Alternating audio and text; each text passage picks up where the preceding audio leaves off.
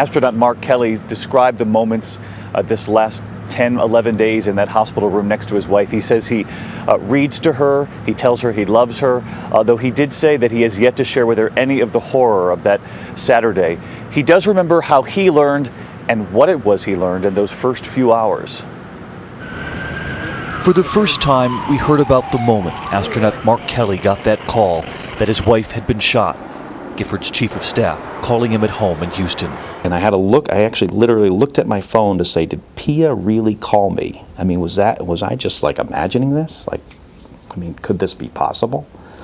It was a friend who gave him and the family a ride on a private plane to get to Tucson to his wife. On board, they turned on the news. The congresswoman has been killed. Representative Giffords is dead. And the kids, Claudia and Claire, start crying. My mother's, starts, I think she almost screamed. And I just, walked into the bathroom and, broke down. He called back that chief of staff who told him this can't be, that Gabrielle Giffords' mother had arrived at the hospital and that Giffords was still in the operating room. This morning, Mark Kelly will begin his 11th day by his wife's side. So I've been staying in the pediatric ICU for little babies, and a couple nights I've been able to get a full night's sleep. I'll go up there on the 6th floor and check in on the little infants and see how they all did for the day. Consoling? I'll check with the nurse, hey, how did all the little kids do today? And he often thinks of another child, that 9-year-old girl who came to meet her congresswoman. I was at her funeral the other day, and you walk into the church, and you hear Somewhere Over the Rainbow playing.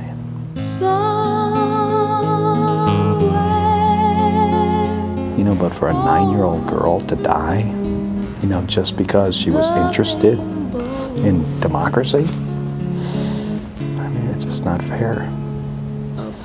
He told Diane he spoke with Susan Heilman, the neighbor who brought Christina to that Safeway. I saw Susan Heilman coming out of the ICU last night out, and I stopped and I held her hand, and she offered to take her. She told me that she stood her up there right in front of her. Gabby was talking to one of her other constituents, but she leaned down next to her and said,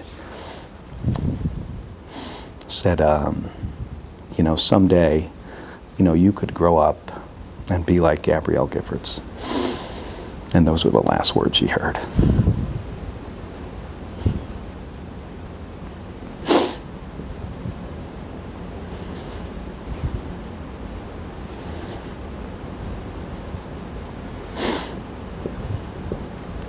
So, it's just, you just can't explain it.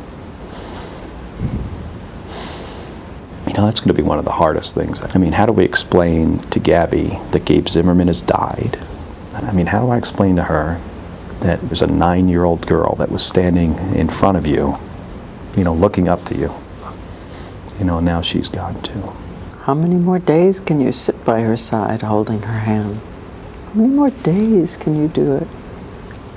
As many as it takes, whatever it takes. And Diane did ask the astronaut if he plans to be the commander on that final shuttle mission scheduled for April. He said he's not sure yet. And as we learned all week from Diane, those real notes of progress from the hospital room, we learned another major one last night about the pen. Mark Kelly said he was in the room with his wife. He said, take the pen. She grabbed the pen, and then he said, hand the pen back. She handed it back. And Robin, as you know, every little sign like that is a concrete sign that this recovery has been truly remarkable.